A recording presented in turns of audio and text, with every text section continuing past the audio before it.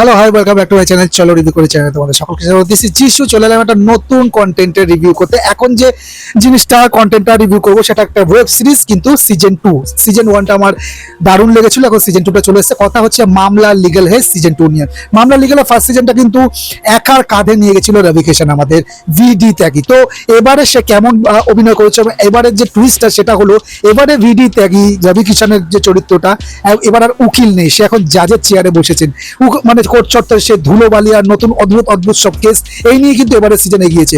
এবারে সিজনে total 8খানা episode আছে, প্রত্যেকটা এপিসোডের ডিউরেশন লাগবে 30 থেকে 40 মিনিটের মধ্যে। তো পটপর গান যে সে উকিলদের আমরা কেমন ভাবে এবার এই সিজনে পেলাম, তো তারই একটা ছোট করে রিভিউ করবো। তো চলো রিভিউ করি। আচ্ছা, এইবারের সিজনে যেটা আমার পজিটিভ লেগেছে সেটা হলো জাজ হিসাবে রবি কিষান এক কথায় অনবদ্য। তার কমিক টাইমিং এবং সিরিয়াস মুহূর্তের ব্যালেন্স শোটাকে একটা একাই টেনে নিয়ে গেছে। বিশেষ করে তার সে দেশি চাম পুরো সিজনের প্রাণ বলতে গেলে। আগের সিজনের মতো এখানেও বাস্তব জীবনের কিছু বিচিত্র কেস তুলে ধরা হয়েছে, যেমন নেশাখোর ইঁদুর বা অশালীন কথা বলা টিয়া পাখি। এইসব বিচিত্র গল্পগুলি কিন্তু শোকে বোরিং হতে দেয়নি। আর নিধি ওয়াস্ত যেটা সুজাতা দিদি প্লে করছে এবং অঞ্জুম বাত্রা যেটা মিন্টু যে প্লে করছে এবং অনন্ত যোশীর অভিনয় আগের মতোই ন্যাচারাল। তাদের ছোট ছোট ঝগড়া আর বন্ধুত্ব কিন্তু তোমাদের হাসাতে বাধ্য করবে। আর হাসির আড়ালে বিচার ব্যবস্থার যে দীর্ঘসূত্রতা এবং সিস্টেমের জটিলতাগুলো কিন্তু খুব সূক্ষ্মভাবে ফুটে তোলা হয়েছে। চলে আসবো নেগেটিভ দিকে। বা দেখো, এইবারের সিজনে কুশা কাপিলা যেটা নয়ন আরোরা হিসাবে আছে, তার সাথে মানে নতুন যোগ হয়েছে। তার চরিত্রটা খুব একটা গভীরতা পায়নি, ডেপথ ছিল না, তাকে ঠিকমতো ব্যবহারই করা হয়নি বলবো।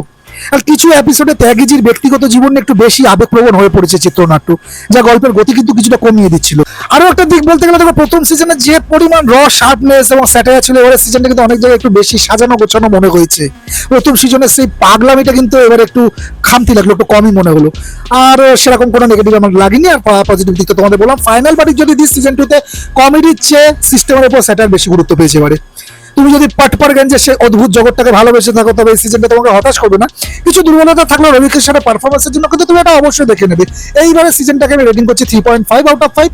দেখো, রবি কিষান একাই এই এবারে সিজনটা টেনে নিয়ে গেছে, তাকে স্ক্রিনে দেখাই একটা শান্তি। ঠিক আছে, তার অভিনয় সত্যটা তোমরা সবাই জানো যে রবি কিষান কত বড় মাপের অভিনেতা। যে কোনো পার্টেই কিন্তু তার যে স্ক্রিন প্রেজেন্স বলো বা চাম বলো, তার অর্ডারটা মানে যদি 10 জন দাঁড়িয়ে থাকে তো রবি কিষান কিন্তু সেখানে একাই কিন্তু সেই স্ক্রিনটা খেয়ে নেয়। সেই স্ক্রিন প্রেজেন্স কিন্তু ছোট থেকে আমি যখন ডিডি মেট্রোতে তখন ছিল পোর্টেবল কালার টিভি, মানে ব্ল্যাক এন্ড হোয়াইট টিভিগুলো ছিল, তখন হ্যালো ইন্সপেক্টর বলে যে সেটা আমি তখন রবি কিষানকে প্রথম সেই সময় থেকে ফলো করে আসছি। তো তার আর বিগ বসে তো তাকে রবি কিষানকে আমরা পেয়েছিলাম। তো হ্যাঁ, মামলা লিগ্যালের সিজন 2 নেটফ্লিক্সের এই শো নিয়ে আমার মতামত এই ছিল। তো এই ভিডিওটা যদি ভালো লাগে তাহলে একটা লাইক শেয়ার করে দিও, আর কমেন্টে তোমরা তোমাদের ওপিনিয়ন জানাতে পারো যদি তোমরা এই সিজনটা দেখে থাকো বা এখন দেখছো। তো তোমাদের মতামত কেমন লাগলো এবার সিজন 2টা সেটা জানাতে পারো। দেখা হচ্ছে খুব শীঘ্রই নতুন কোনো কন্টেন্ট নিয়ে। ততক্ষণ ভালো থাকো, সুস্থ থাকো, দেখতে থাকো। চলো রিভিউ করি, টাটা।